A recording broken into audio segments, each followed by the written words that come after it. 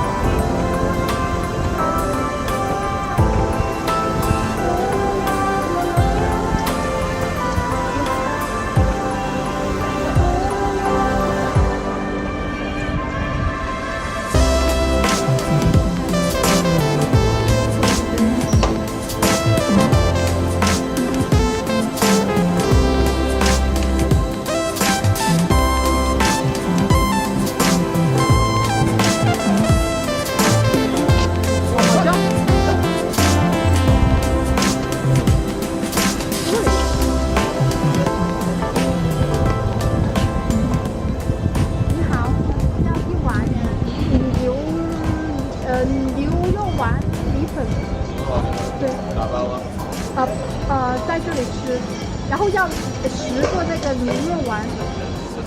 啊，5个吧，5个吧，对，分开。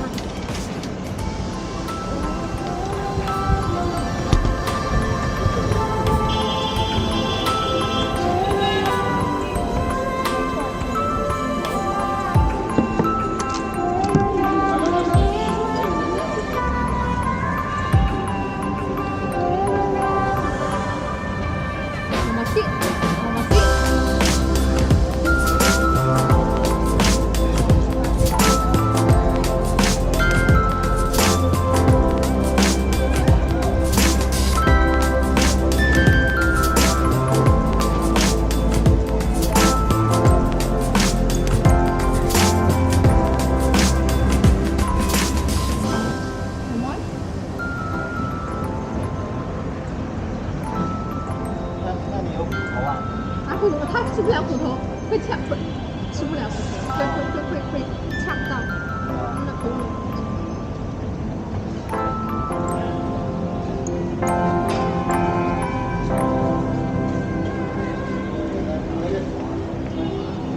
Jump, jump, 我 jump。Good girl, up, up, up. 掂呢個跌呢咯喎，快啲！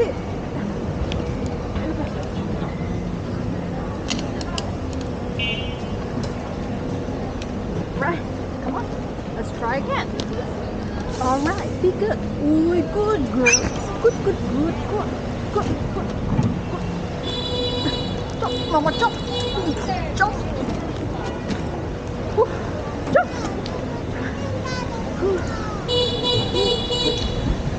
Good girl.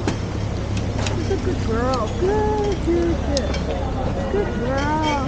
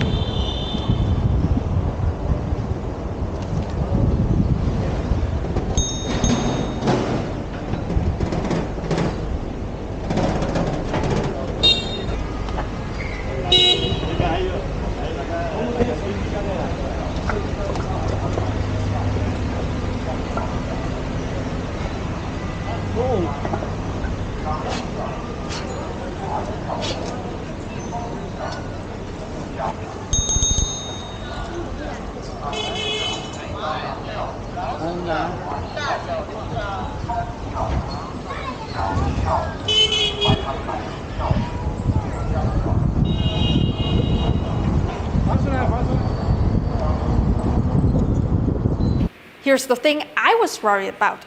Fat tires are great for going over anything that's not flat road. Snow, sand, hills, grass, mud trails, it turns those into what feels like flat road.